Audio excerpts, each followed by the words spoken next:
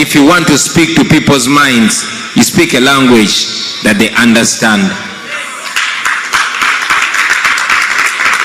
But most importantly, if you want to speak to people's hearts, you speak their mother tongue. I know I would have loved to use Lusoga, to use Runyankole, to use Lugbara, to use Luo, but I'll mix them. Ngabente kamo na kaganda katono kansubire n'abantegere kabulungi nnyo. I want to appreciate you comrades for being here today. I want to appreciate the efforts that you put in, the time. I've been watching, many of you came in the morning, you're still here. Neka akati muze kweyongera stress ne ate mukyaliwo. Njagala mmanye ku lw'Abannayuganda ekyo tukisiima nnyo baganda bange. Mu nsi zino, that is when you get the real meaning of time is money. Because in Canada here, time is money. Obudde bwe mmaze wano bwokka it's a lot of money. Nene mwewaayo ne mujja mutwegateko, mutuwa amaanyi, mutuwe courage, mutukonfamingire nti bye tulowoozaako ne bye twogerako tetuli balalu. Thank you. Kuba mazima matuufu, nze sometimes tuulawo ne ngamba naye ndabika nireko ekikyamu, ndabika ndi mulalu kuba byenzikiririzaamu wadde ndaba bye bituufu. N'olaba abantu nga mwe muli n'abasajja n'abakyala ba Katonda, nga mwe muli abatusinga emyaka nga te bo batambula badde n'okamba oba mbitegeera bubi. Ne bwe nzija n'ensanga nga mukuŋŋaanye okugabana message eveeka etanyuma, mwebale nnyo, mwebalire ddala. For the money that you spend, your hard-earned money, on something that is evidently so hard, but you furnish all our movements. You funded the 2021 election completely. You were disappointed because the election was stolen. Many of our people were killed. Many were put in prison. Many are still in prison. Bamachete n'abalala. Many politicians that you funded disappointed you and sold out. Many of the foot soldiers that you were funding, some of them you even sent them awards, they sold out to the regime. But you still believe in this cause and you still come back. Thank you very much. Njagala mumanye nti wadde mubeere eno ne mututenda obugumu, ne mutenda obuzira, ne mutenda okumalako n'okulemerako, mwe mutuwa amaanyi. Oba oliawo singa mwagwamu amaanyi naffe twandiggweddemu amaanyi. But every time we come here, tuddayo nga mutukyajinze. Kati bwe muli wano naye temumanyi bizibu bye mugenda kundetera kuba mumpaddeero. So I want you to know we really appreciate. When I was here and we are beginning this function officially, I was intrigued when you read, and I noted it here, the land acknowledgement. You recite it at the beginning of every function. Then you recite the acknowledgement of Africans here. That speaks to me. It should speak to us now and make us reflect on the future. 20 years from now, 30 years from now, 50 years from now. Many of us might not be on this earth, but I can guarantee you your contribution will echo again and again in the years to come. Many people will claim that they were part of this. Many people will say we were supporting it. Okay? Many people, even those that are despising us now, they will say they never believed in the dictator. So this land acknowledgement should shine a torch in the future and show you where we are going. One day, everybody will have agreed with us. One day, everybody will say, I was part of that cause. That alone should give you confidence. Kubanga tujja kuwangula era abo bonna bonna n'abo batujerega sawa zino bajja gamba twalinga nammwe bamuzeeyi abaana abawe ebiseera ebyo bajja gamba basukulu baabwe ebiseera ebyo nga tukyalwanyisa dictator n'abo bennyini abali mu kulya dictator mu ngalo. So mukole byonna bye mukola nga mukkiriza nti tujja kutuukayo, nga mukkiriza nti n'omwana oba omuzukulu ajja kuba ali proud, ogamba nti bazadde baffe nga bakyalwana okutereeza ensi yaffe. Bino bye byaliwo. So nze I am confident nti gye tugenda tujja kutuukayo basebo ne bannyabo, temuggwamu maanyi. I've been here many times. I've attended numerous conventions here in Canada. We've given various messages, we've shared, we've gone back, reignited, and promising to come back the next year. And again and again and again. And I pray this will continue. However, today is different. Today, it is very, very different. You will notice I came alone. I did not come with all the team, because these are different times. These are tough times. Ekindese wano si kwatendinga bwa attending convention baganda bange. Fwe Buganda since time in memorial bwe mwabanga mugenda mu lutalo ng'ogende wabakama abo ebiseera ebyo abalwanyi bagendanga wa kabaka ne baloopa olutabaalo. Kabaka n'abawa mandate n'abawa ne blessing ne bagenda ne balwana, oba bakomawo oba tebakomawo. Kati twabagamba we are servant leaders. Era ensonga endese wano enkulu basebo ne bannyabo nzize kubaloopera lutabaalo kubanga mmwe bakama baffe.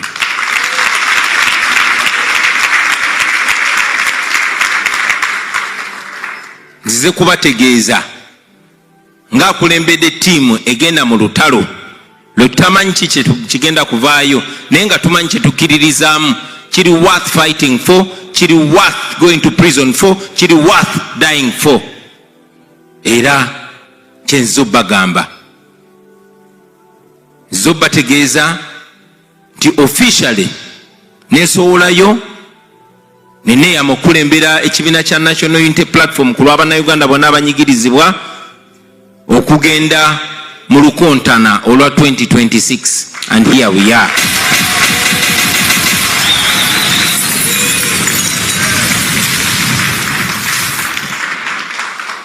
Nzize wano okubategeeza nti kye tugendamu si just kulonda kwa bulijjo, no.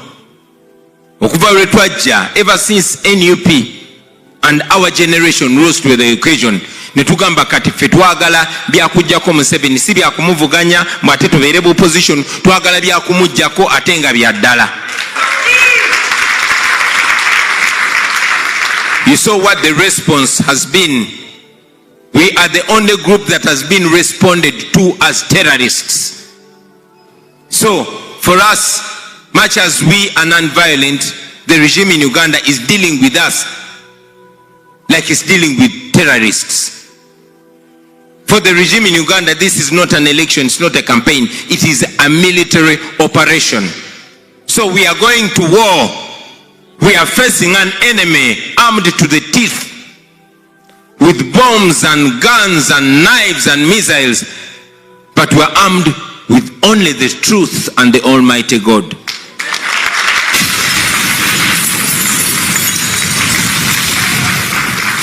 We are going into this election, into this fight on your behalf. Pemanjogera ngamba nti mmwe bengezo kukiikirira kubanga mazima jogera ngamba nti mwe kubanga mazima mwe ngenzo okukiikirira bannayuganda bali e Uganda n'abeetoolodde ensi yonna. You must have watched. I was in South Africa. I was some time ago in Dubai. I am here. I'm going to the US. I'll be in the UK. Now nsobola okutuuka nga ngenzo balo perul tabalo. But what am I here to seek from you? Two things, very importantly. I am here to seek your blessing and to seek your support.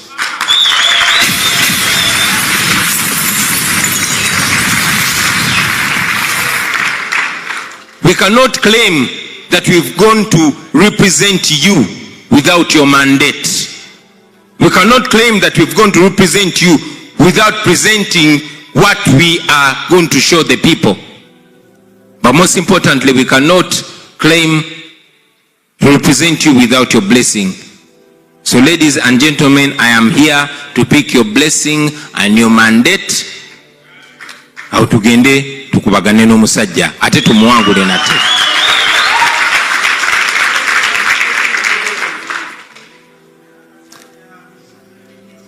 Yes, there are so many people that are contesting the dictator. There are so many of us. And indeed the question has been coming, okay, Bobi, mwagala kugenda kujjako Museveni. And then what?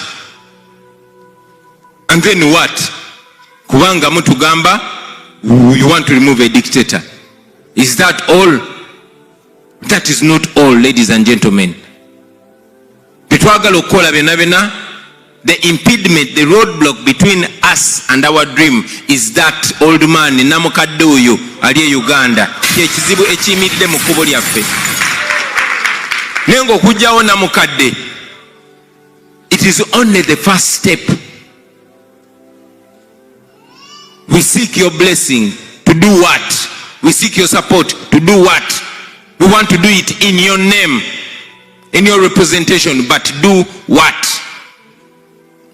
Allow me, ladies and gentlemen, because most of the times tubadde tujja ne twogera nammwe, tubadde tubabuulira bizibu ebiri e Uganda, the challenges that we face. It is to the extent that some people branded us lamenters.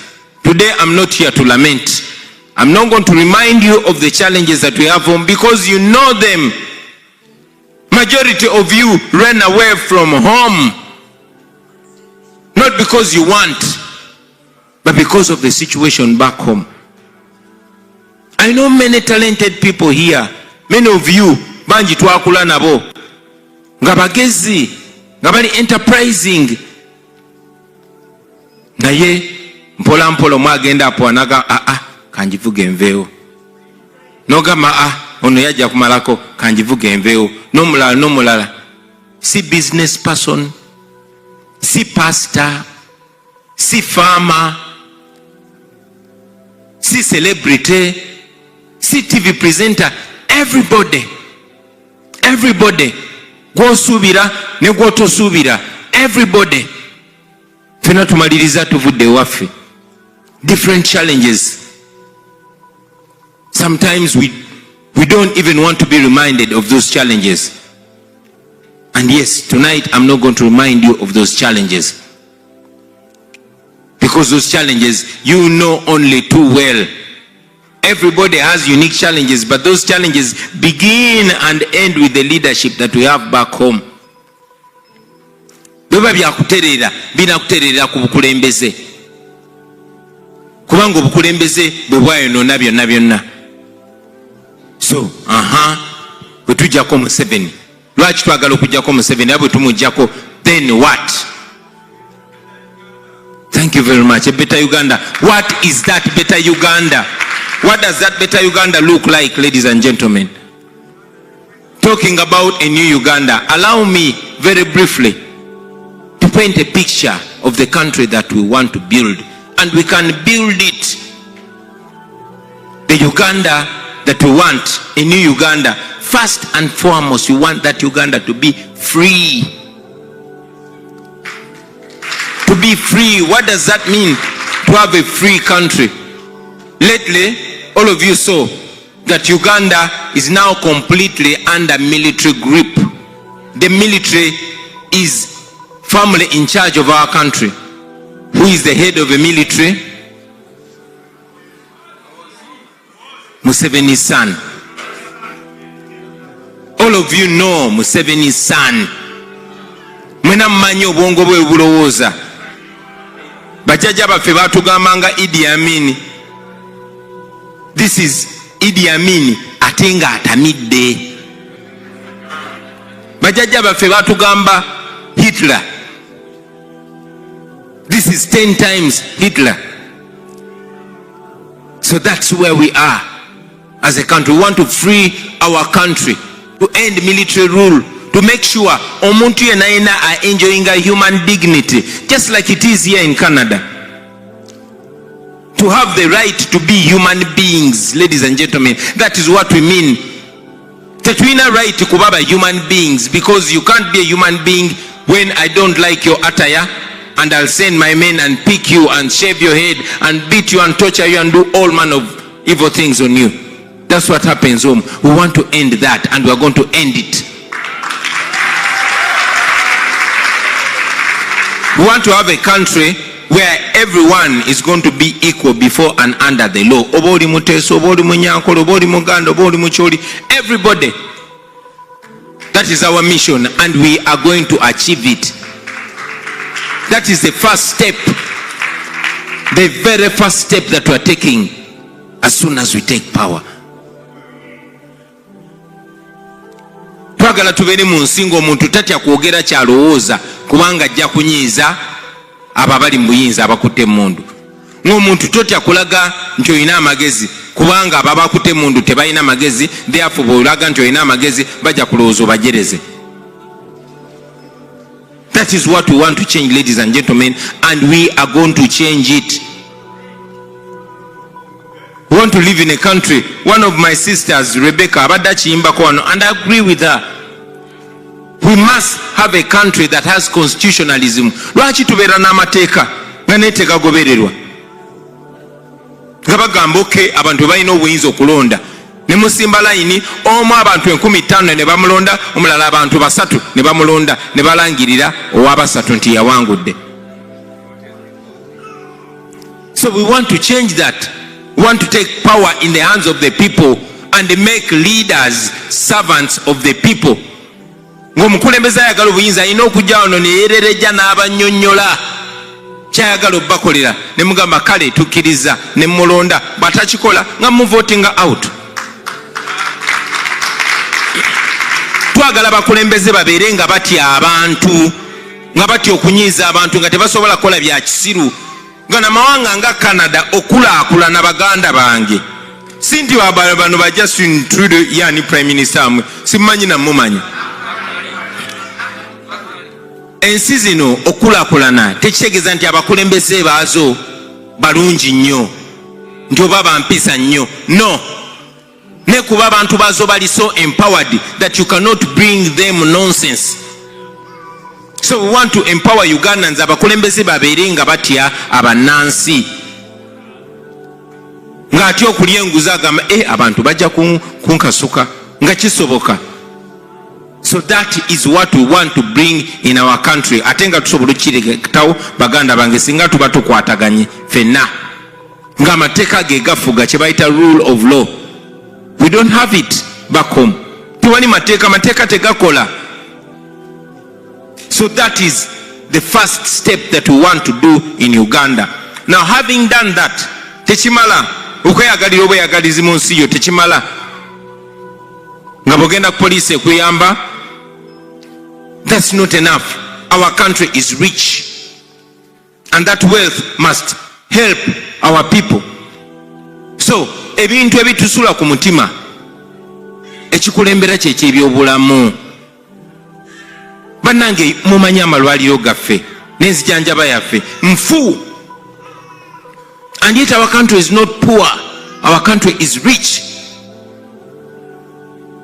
But because those that rule of our country only concentrate on keeping in power, ekikulu ekiriwo ali mu buyinza kusigala nga ali mu buyinza amalwaliro ne bwe gavunda. We want to change that, ladies and gentlemen. Ate byenjogerako siroota biroote byali bibaddewo. Ne problemu eno yali ebadde mu nsi endala zonna zonna, era enkuŋŋaana zaatula emyaka egisukka mu 15 egiyise. Baatula Maputo ne mu nsi endala ne bafulumya proposals ne bagamba no, Uganda okutereera ne Rwanda ne Kenya n'amawanga agali mu mbeera eyo only lift the budget. Ebyenzijanjaba mu biwejjasa obutundu 15, only 15% of your revenue muziteeke mu byenzijanjaba. Awo omuntu yenna alina kabeere mwavu atya ajja kuyingira mu ddwaliro afulume agende nga mulamu aweereze ensi ye. E Rwanda bakikola, amalwaliro gaabwe gali perfect. E Kenya bakikola, kyova olaba ba political elite n'abagagga ewaffe babajjanjabira Kenya. Uganda yafuuka cemetery. So we want to fix that, and we will fix that because the money is there.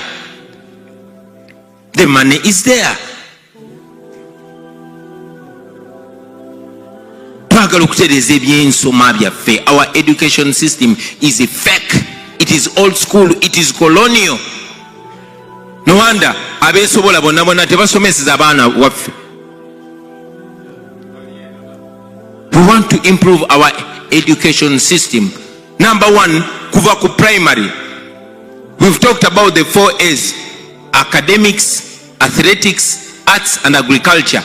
If we focus on those things, not only academics, we can revolutionize our population. Si buli omuntu asoma kubeera engineer oba doctor oba lawyer. We can train athletes right from school and they will transform our economy. Ku athletics zibamu sente nyingi, and you know our bodies historically tuli talented. Ku mirembe gy'amini twagenda ku zi finals ez'enjawulo. Back then fe twafulumyanga ba athletes abakabi, ba boxer abakabi n'abawuzi abakabi. We don't have that anymore. Lwaki? Kuba munange Museveni abali close to him bonna tebalina talent birebevu. So we want to fix that in our education system. Ate si ku level ya wansi. Zewe nasomera ku government sponsorship kuba nali mugezi. Ne kati ne bw'obeera mugezi otya ng'okola arts, you cannot study on government sponsorship. What's the explanation? Twetaaga okukola sente, university yetaaga okufuna sente, therefore the student balina okusasula. You know how much money Makerere University collects from private students? Just 100 billion. 100 billion. Naye mumanyi sente meka Museveni z'akozesa every day? 3 billion shillings every day. That's what Museveni uses. Museveni put aside 1 trillion shillings in his so-called PDM agenenga akola campaign.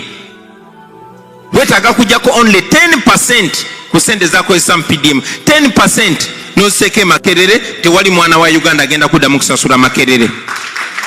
10%. Let's say tujeko 50%, only 500 billion zitwale mu universities zonna. Kitegeeza tiba a stroke of a pen universities za Uganda zonna ziba zigenda kubeera free. Tewetaaga kulowooza nnyo. You don't need rocket science. You only need a heart that loves your country. As simple as that. As simple as that. Kati ku sente za PDM ojeko hafu ebyenjigiriza byo biwedde. Okusoma kwa bwerere ku university zonna wegenda olime wenda otunde mwanyi owerere omwana kasita omususa primary n'omususa secondary. Bw'aba mugezi n'asala oba agenze Mukono University oba Makerere oba Kyambogo oba wa, okusoma bwerere. Only half ezya sente za PDM olwokusoma bwerere. Kati eri half endala gikwate ogise mu byenzijanjaba.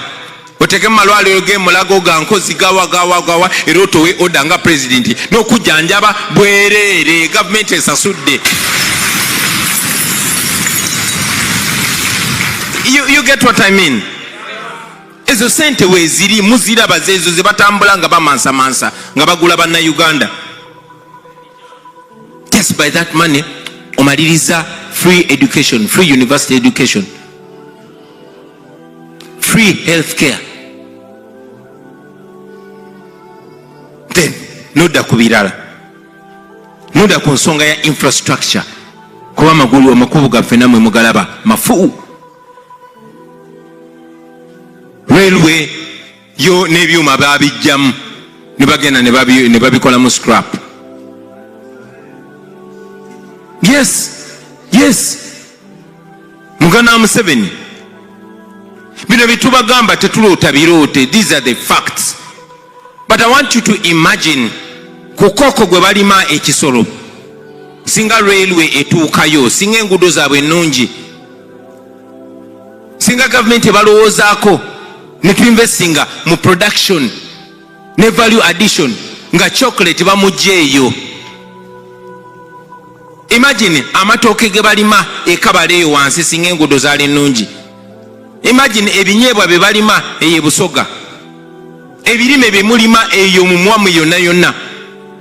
If we had good road network, kyandibadde kigwa bulungi nnyo. Ate nga sente bwe ziri. So when we are in power, ladies and gentlemen, we are going to deal with that. Twensuwalinge nti tuteka amasanyalaze mu buli kanyomero ka Uganda akasembayo nga waliwo amasanyalaze. Kimala bumazi. Nkakasa nammwe abali eno mu diaspora, tewandyetaaze washing bay giteeka mu kibuga Makati. Ova Kangulumira, oluguudo lwa kolasi lutuukayo, amasanyalaze gatuukayo, ebirala ne bwe babireka ba investor yemmwe. Ojja kukwata omutwalo gwo gumuba emitwalo ebiri oba emitwalo 3 egya dola, ogende ewammwe n'abalambu mumwera abantu 10 musobola okutandikawo akabuga. All you need is government to do the basics. Kiyamba kuba n'omusolo guba gugenda komawo. N'ebyo ebintu tebikolebwa, oluguudo baluzimba bamala ku making sure nti ettaka baliguze lyonna ne balyoka bazimba oluguudo olugendayo. Newankubadde nga nte zokka ze zibeerayo ng'oluguudo balwanikako muwogo. Naye enguudo zaffe zisobola okutereera ate sente bwe ziri. Batubbako 10 trillion every year. Now imagine tusoloza trillion 3 mu musolo, naye kimu kyakusatu, a third of that money is stolen by Museveni people. Kubanga IGG Mulyagonja yagamba buli wabanoonya ba corrupt officials, they trace them to the doorstep of the president. Kati imagine trillion 10 ze baba. Same, to put it in better context, billion erimu million meka 10, kati trillion erimu billion meka 10, kati baba billion omutwalo gumu. Ezo sente nyingi nnyo. Kati kambabulira ne kino, road network yaffe Uganda, enguudo zonna ez'ettaka neza maramu neza kola zonna ngo zigasse ziri kilomita 360. Singa ezo sente okubajjeeko bano ababbi abazitwala, I can guarantee you nti mu myaka 3 enguudo zonna mu Uganda ziba zikoleddwa zonna kwezo sente. So it is not rocket science okutereza ezo enguudo zaffe. Nobeera onoga hawo bali Uganda eriterera banange, Uganda esobola okuterera mu kaseera mpawo kaaga singa ekintu ekituufu kiba kikoleddwa. Bino ebintu tubirabye baganda bange, tulabye amawanga nga gakyuka. I want you to go and read a book by Lee Kuan Yew. It's called From Third World to First World. Oyo musajja transforming ensi ye. Ebintu byangu nnyo bino si bizibu. Ate binoonyerezeddwako ebbanga Museveni lyabadde mu buyinza. Abadde bwajja mu conference nga zino ne boogera oluzungu lungi, bakagezi munyo ne bajja ne ba proposinga okukyusa Uganda, tulina kola kino ne bakuba mu ngalo ne babasasula ne biggwa. Sente bwe zivaayo ng'agamba okola n'oluguudo. Lwaki sigulamu ekizimbe e Toronto? Nga bakola bwe batyo. nga Uganda basigala kuleeta mirambo. So we can fix that, we should fix it. That is our mission, that is our dream, that is our aspiration. We move on toward the chance bana Uganda bannaffe tugenda kola bino ebintu. We have a dream to fix our agriculture. Agriculture is the backbone of our economy. Tukaba butaba na mirimu. Naye omuntu ne bwe yandibadde tasomye ku nsi yaffe engagga osuulawo ekijanjaalo nga totegedde n'okomawo oluvannyuma lw'emyezi ebiri n'okikuulawo n'ogenda n'olya. That is how rich we are. Tekiriwo wano Canada, tekiriwo mu mawanga amalala. Era bakadde baffe baali bagagga nnyo nga bakyaliwo abakulembeze abaagalayagalamu ku nsi yaabwe. Abansingako ku myaka n'abenkana nange munajjukira nti twasomeranga ku mwanyi. Nga bazadde baffe okuvuga ku pikipiki oba emmotoka baziyita mwanyi z'abala. Ne kati olunaku lwaleero bamakinga sure nti munansi wabadde ajja obugagga bonna bawambabo. Basooka busoga ebikajjo ne babitwala. Vanira ne bamutwala ne bamuwa muntu omu. Pamba ne bamutwala. Taaba ne bamutwala. Ennyanja ne bagitwala. Wonna ku nnyanja yonna yonna. Kati baganda baffe ab'e Buganda bo baali balowooza bali seefu nga bituuka ku balala. Ffe be bakasembayo n'emmwanyi baazitutte. Naye singa gavumenti ekola ate si kipya, it's not si kubyeruugoza, byalingawo. Twalina cooperatives wano nga ziri run by people, by citizens, nga zempowering abalimi, zistabilizing ebbeeyi. Naye kati ebbeeyi y'ebirime eggwa nga bweyagala kubanga balina okufotola omunnansi bamukume nga slave. We want to fix that, we will fix that, ladies and gentlemen. Bingi nnyo bye twagala okukola ate nga ssente weeziri. Ensi yaffe engagga. That piece of land is rich. We have natural resources. Ng'ovudde ku kyamafuta gokka, we have gold. Olunaku lwaleero mubadde mukimanyi nti Uganda exportinga gold ali worth $3 billion buli mwaka. Ebbilioni za dola 3 eza gold zetu exportinga, tugamba 2 ng'ensi. Naye gold is exclusively owned by the Museveni family.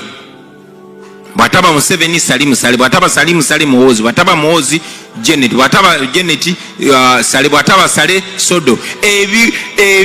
Ebirombe byonna byonna ebya gold ebbilioni 3.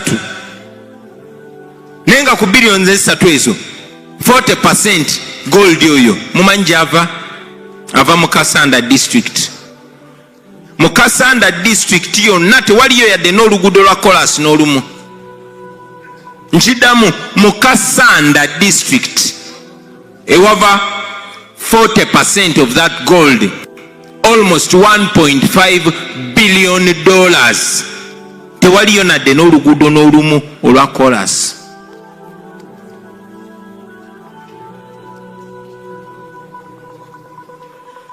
Obulwaliro bwayo omwana bwe yeekiika bw'ati mu lubuto gw'entaanayo balina ogisima.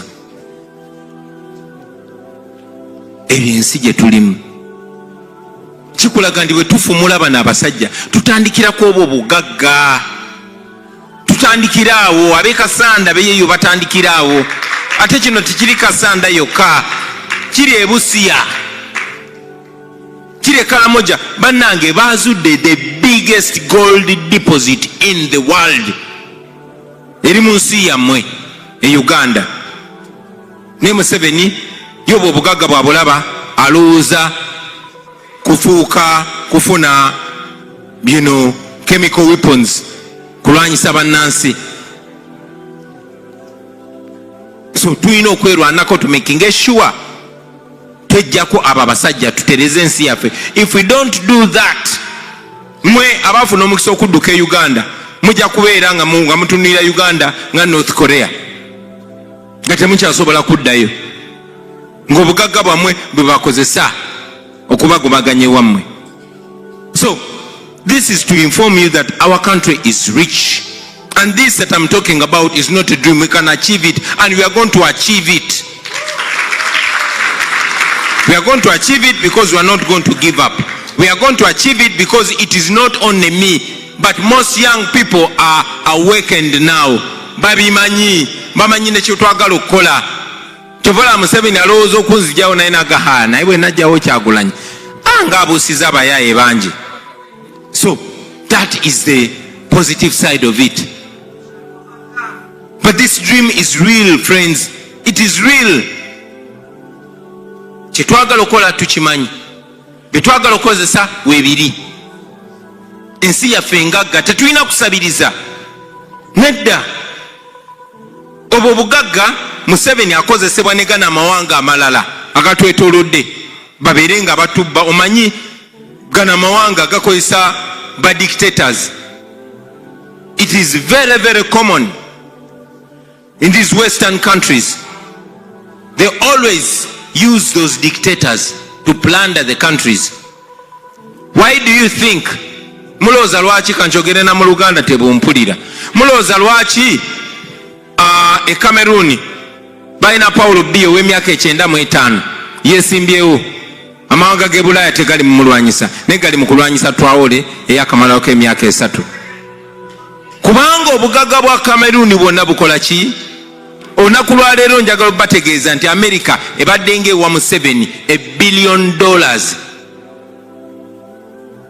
nga bagituumye military aid, naye nga lwaki basponsoringa dictator amaze emyaka 40 mu buyinza? Ebyo ebimu ku bye tubeera tubasaba okuba exposinga mubalabise mubaswaze kuba eno mwina liberty kola ekyo mwatuba stoppinga kuba ebisinga bagenze babisalako twagala byonna babisaleko.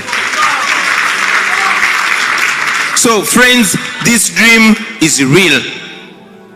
This dream is real. It is not only impeded and stopped by the corruption that is going on in our country.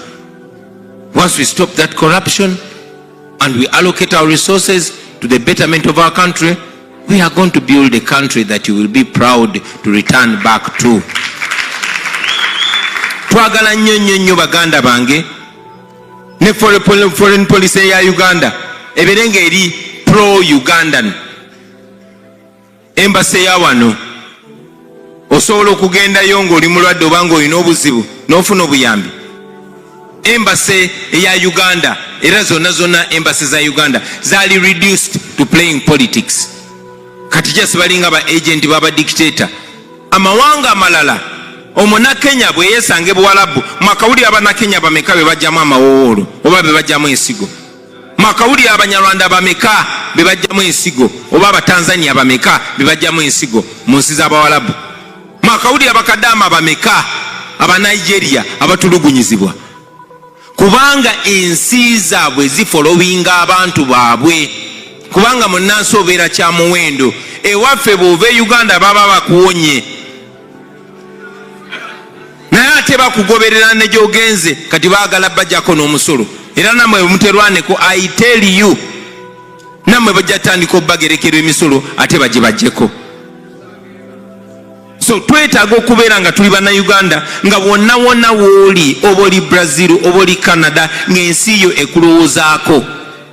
Gavumenti yo bw'eba ekufaako n'amawanga gy'oli gajja kuwa ekitiibwa, tegajja kunyooma, tegajja kutulugunya kuba gamanyi oli followed up. Nemwe muli bamulekwa. Muna Uganda yonna gy'oli, you are on your own. That should not be the way. You belong to a country to which you pay taxes, or at least your family pays taxes. Therefore that country owes you protection. That is exactly what we are going to do when we are in power.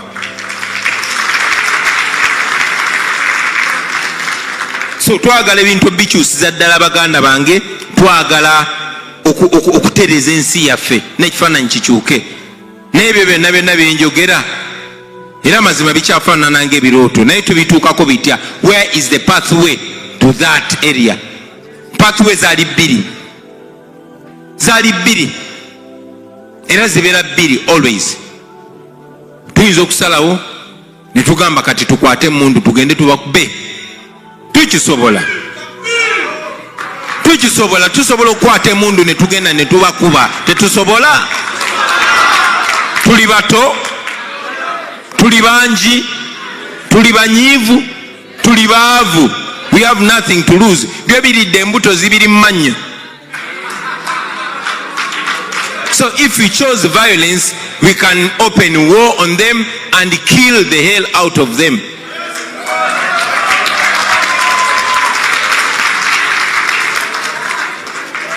Atenga bwoba owangude nakyo kikkirizibwa kuba ne constitution etulagira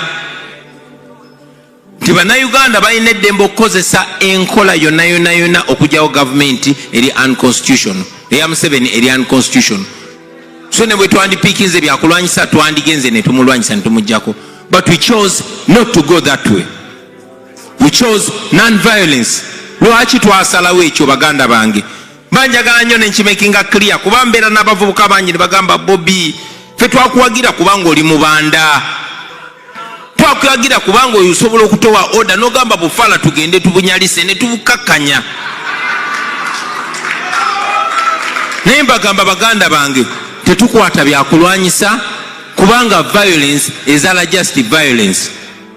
Naffe kennyini tuli wano ne bwe tukwata ebyokulwanyisa ne tugenda ne tulwana nabo mwaka mulamba myaka 2 myaka 3 ne tubajjako bannaffe bangi bafudde, ono bamusse, ono bamutemyeko omukono, ono bakoze eki. Kyangu nnyo okutuuka mu buyinza naffe ne tufiiringa entitled. Era abantu batunuulira ne tubagamba mwesi mwe mwatuleeta mu buyinza. Emmundu zaffe zino ezatuleeta mu buyinza. Twalwana kyangu nnyo ebyo tugenda mu bwongo. Kitwava tusalawo tukwenge bannayuganda bonna benunule bonna so that ne bwalibeera nze nga tutuuse mu buyinza sisobola bagamba nti nabanunula. Tuba twenunula ffenna. That's why we chose to do it as a nation.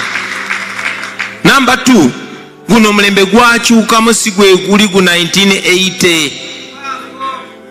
Tuli mu 2025. Kamera ziri buli wamu. Tulina okukola ekintu ekiri moral, ekiri internationally accepted. Ate n'ekirala nakyo kankibanyonyole. Museveni yatutte emyaka 40 nga sente z'omwomusolo zonna azistokpilingamu byakulwanyisa. Kubanga ngera bwe bagamba nti ekizibu kyo ekyokulwanyisa kyo bwebanga nnyondo gy'olinawo ng'ekyokozesa buli kizibu kyonna ky'ogenda kiraba ng'omusumaali. So kati Museveni kubanga amaze emyaka 4 ng'apayiringa byakulwanyisa buli kizibu kyonna solution agirabanga military operation. Era bakadde banne abasooka okumutoba bangi nnyo bamuyekera buyekezi nakonsentratingamu eyo layini kyova olaba yabawangula. Kati Katonda n'agenda n'alinnyaffe ku mitwe ne tujja nga tetumanyi sitayiro ze n'omulundi n'ogumu naye nga naye ezaffe tazimanyi. Ne tumuyita watasobola ne tugamba okay mwagenda ne mulwana mwalwanirira ddembe mwalwanirira democracy ka democracy yono democracy asinga okubulira abantu ebituufu, abantu ge basinga okuwagira yawangula okay 80% bali myaka gyaffe n'okukka wansi. 80% baavu. Omaze emyaka 4 mu bukulembeze kati tugende wali. Ne tumutwala watasobola. Yensonga lwaki Museveni tasobola ajja n'agamba Kyagulanyi byayogera alimba. Agamba abo bainsitinga violence, abo baagala kulwana. Batukutte batusibye naye tebatusalirangako musango gwonna kuba tegusobola tusinga. Kuba byetukola byonna biri mu mateeka. So kubanga ekyokulwanyisa kye tulina kyekisinga okuba moro both maaso gaffe ne maaso g'abazadde baffe but most importantly maaso g'amateeka ne maaso ga Katonda ekyokulwanyisa kye tukozesa ge mazima n'amateeka. Museveni tasobola tuwangula. Kyova olaba twasalawo tumutwale tukozese democracy, tukozese amateeka, tukozese abantu kuba amanyi gaffe gali mu bantu. Basebo ne bannyabo ensonga lwaki twasalawo pathway yaffe to freedom ebeere protest vote 2026. Nekino nja kinnyonnyola nti bangi nnyo baali bagamba naye twawangula 2021 kati lwaki tudda mu kalulu. Era nabaddamu ne mbagamba nze nga bokisa manyi nti ne boogenda n'olwana ng'olwanye na mutabani wa reefu n'omukuba n'agwa naye ne basaliriza ne bawanikamu awangudde n'abeera n'omusipi omwaka mulamba. Next year bwaba waliyo championship fight najja nga neyewaana n'omusipi ng'oli wali gw'omanyi wamukuba era osobola omukuba. Ali mu ringi agamba ani asobola nze nnyina omusipi. Abaffe eyamukuba champion omutuufu mba mu amagezi ki abiveeko amuleka aliyewo okova okola ki odda mu miguu ate n'omukuba bubi nnyo.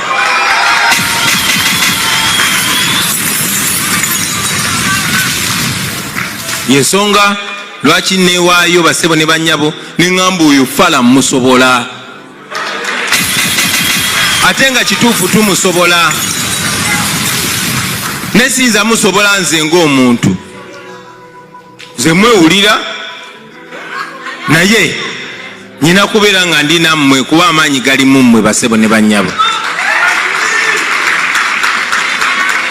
And that is why we are here, ladies and gentlemen.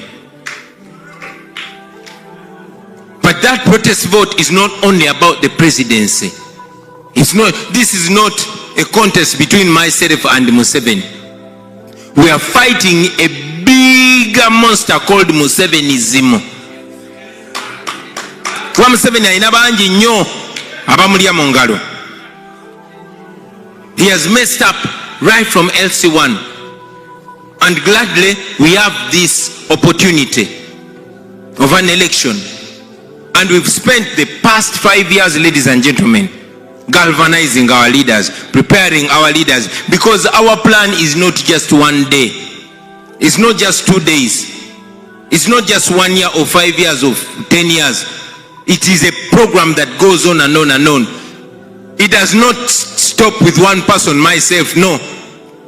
It goes on and on and on. In any case, teyatandikira kunze. I'm only here to play a part and to inspire others. Who knows? The young people that are listening to us will be even more aggressive, even more patriotic, and gladly they're getting earlier training. They'll be more educated, more skilled. Bubajja kuba babitandise nga bato fe twasooka nakuba miziki twazuuka late. So the future is bright, the future is robust. So tuteeseteese abakulembeze at all levels kuva ku LC1. We want to vote out this system. We are going into this election not to get only president, to get LC1 leaders, to get councillors from the lowest level to the top, to get division mayors, to get mayors, to get district chairpersons, to get members of parliament, and ultimately to get a president. Kubanga chetwagala baganda bange, when we remove Museveni, our work will only have begun. Tulimba bulijjo nti olutalo nga luwedde tuliyambala engule tulizimba Uganda empya. Uganda empya eyo tegenda kuzimbibwa nze nzeka, egenda kuzimbibwa abakulembeze abo bonna bonna between across the country, from north to south, from east to west and the central. So that is our mission, ladies and gentlemen. That is why we are going into this election. What is your role? What are we asking of you? We are asking you, ladies and gentlemen, number one, to give us your attention. To give this election your attention. Muleme kwetama, manyi bitama, manyi bikoya, manyi banji mbade frustrated. Tubadde n'abaana banji bano ba Fahadi babadde nga tebava ku internet boogera ensonga zino. Tulina abaana across the world bagenda bagwamu amaanyi byagenda bibatama bagamba baganda bange temukoowa abaganda bagamba ogutateganya teguzza nvuma.